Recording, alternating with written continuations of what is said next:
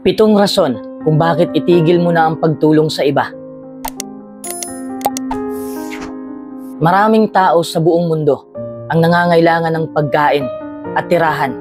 Ang iba naman ay nangangailangan ng pag-asa. Kapag tinulungan natin sila, pagpapalain tayo ng Diyos. Kapag ang isang mahal sa buhay ay nasasaktan, anuman ang dahilan, natural na nais nating tumulong at pagaanin ang kanilang pasanin. Dapat nating gawin ang anumang magagawa natin para tulungan ang mga nangangailangan. Pero paalala lang na hindi sa lahat ng pagkakataon ay tumulong ka. Mabuti ang tumulong, pero kung ang tinutulungan mo ay palaging walang ginagawang pagtulong sa sarili niya, hindi na pwede yon.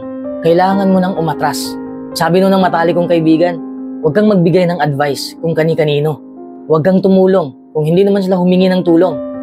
Palagi kong iniisip noon na matigas ang damdamin ng kaibigan ko.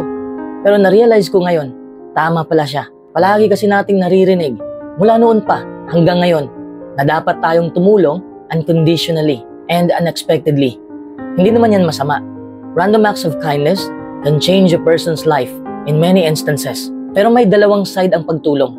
Hindi lahat ay masama at hindi rin lahat ay mabuti. Nakuha mo ba ang punto?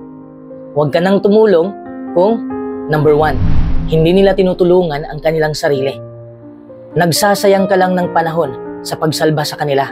Alam ko na hindi madaling gawin na putulin mo ang pagtulong sa kanila. Lalo na kung kamag-anak mo sila at umaasa lang sila sa'yo. We were taught helping people is the right thing to do. You need to unlearn this popular belief. May dalawa kang kamay. Ang isa ay tumutulong sa iba at ang isa naman ay para sa pagtulong sa sarili mo. Huwag mong ibuhos lahat, lalo na sa mga taong hindi naman pinahalagahan ang tulong mo. Tumutulong ako, pero nag-uobserba ako sa taong tinutulungan ko kung kumikilos din ba siya.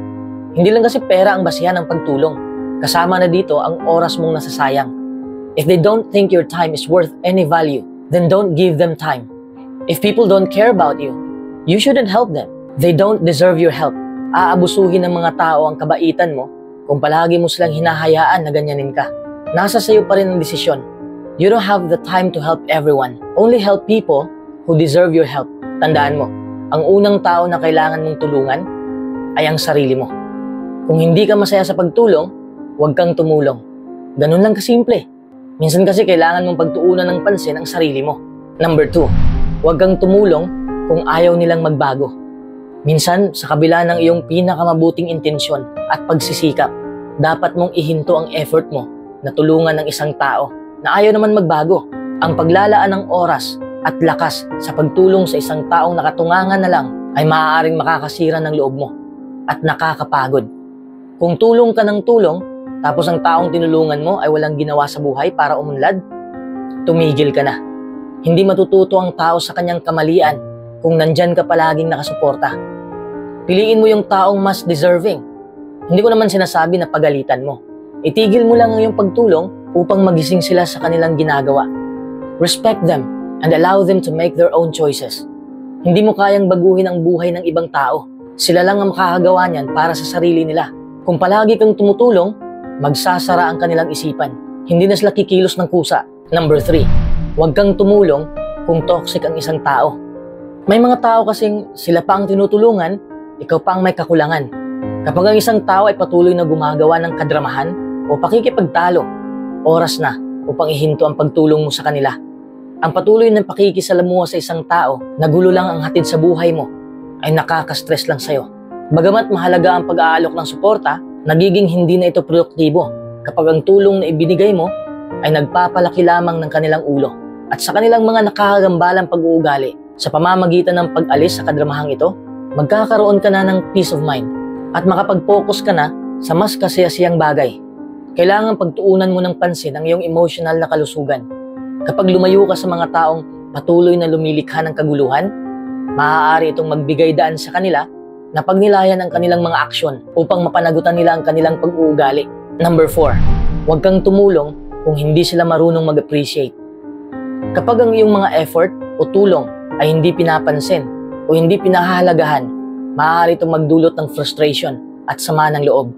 Kapag patuloy kang nag-aalok ng suporta, tapos ang taong tinulungan mo ay hindi man lang nagpasalamat, nakakawalang gana o kung binaliwala lang nilang tulong mo, ay maaaring makaapekto ng malaki sa iyong emotional na kagalingan. Kaya ang may papayo ko sa'yo, itigil mo na ang pagtulong mo para ma-realize din nila ang halaga ng tulong na natanggap nila habang hinihikayat sila ng kanilang konsensya na magpasalamat at matutong maging independent.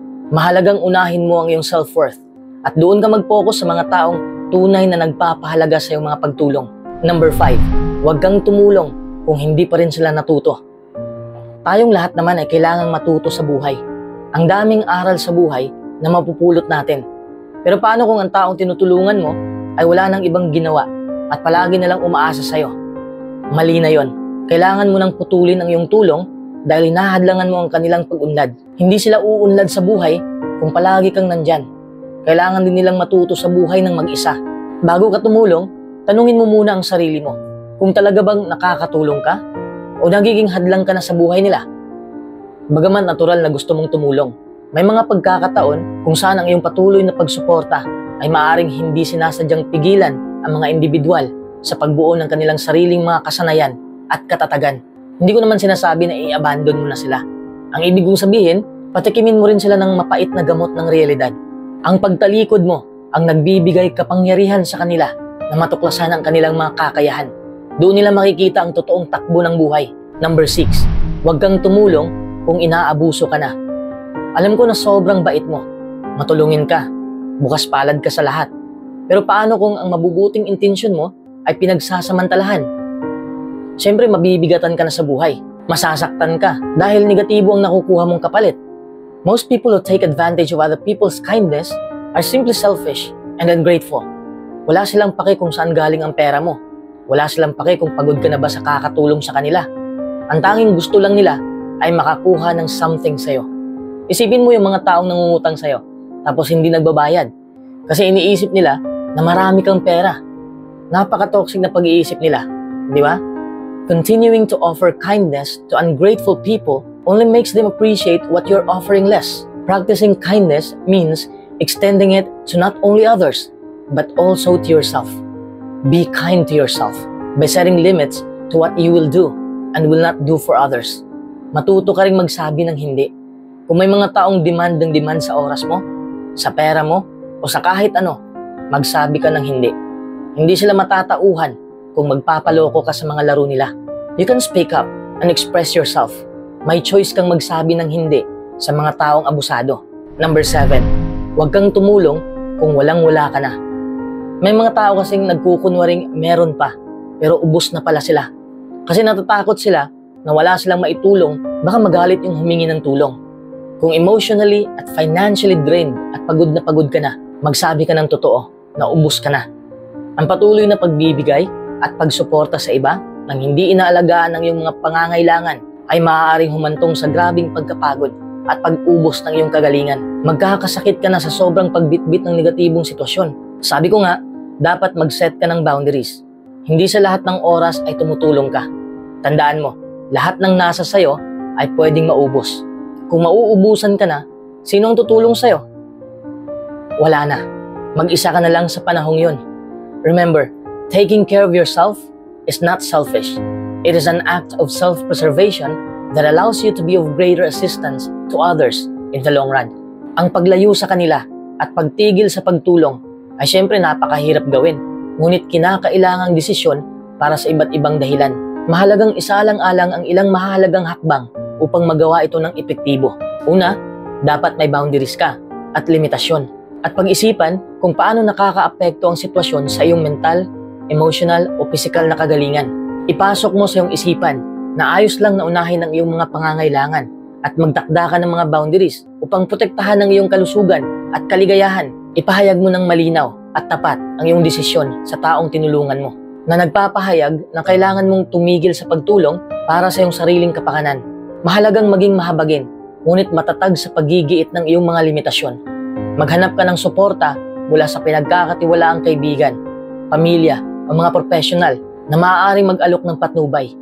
Uulitin ko, ang paglayo ay hindi nangangahulugan ng pag-abandona sa tao, ngunit salip ay pinupukusan mo ng unahin ang iyong mga pangangailangan. At the end of the day, everything can be good or bad.